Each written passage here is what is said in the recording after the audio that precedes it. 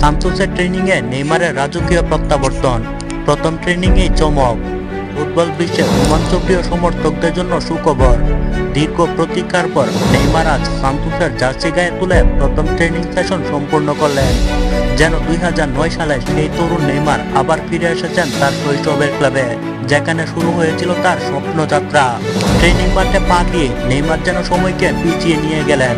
তার প্রতিটি ড্রিবল, হাসি আর সতীর্থদের সঙ্গে কুশল বিনিময়ে স্পষ্ট হয়ে উঠল এই মাঠ, এই ক্লাবে তার হৃদয়ের সবচেয়ে কাছের।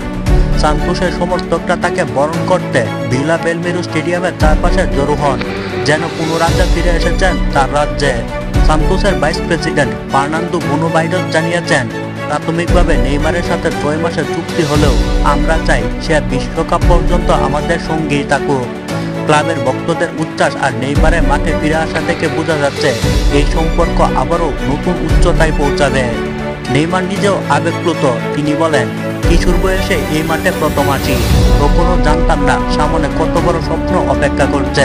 সান্তোস আমাকে বিশ্বের সামনে তুলে ধরেছে, কিন্তু আমার হৃদয় সবসময় এখানেই ছিল। নেইমারের এই ফিরে আসা শুধু সান্তোস নয়, পুরো ফুটবল বিশ্বের জন্য এক অনন্য মুহূর্ত।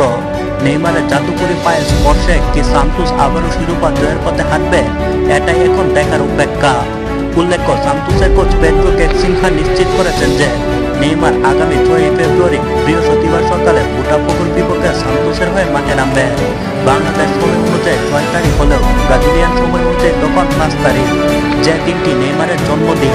নেইমারের বিশেষ এই দিনটি বিশেষভাবে রাঙিয়ে রাখার জন্য এই দিনই অভিষেক হবে নেইমারের।